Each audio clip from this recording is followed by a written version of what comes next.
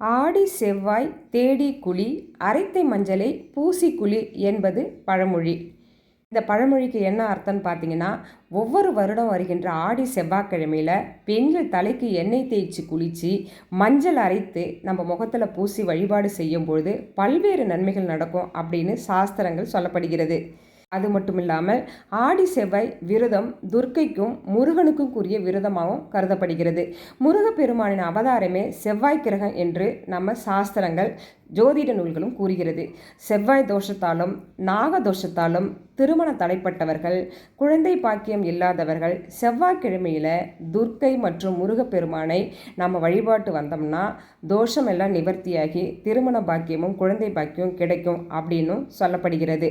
ஆடி செவ்வாயில் மட்டும் இல்லைங்க, பொதுவாகவே நம்ம எல்லா செவ்வாய்க்கிழமைகளையுமே அம்பிகையும் முருகனையும் நம்ம வழிபாட்டு வந்தோம்னா பல்வேறு நன்மைகள் நடக்கும் அப்படின்று சாஸ்திரம் சொல்லப்படுகிறது. சத்தியமான உண்மையும் கூட.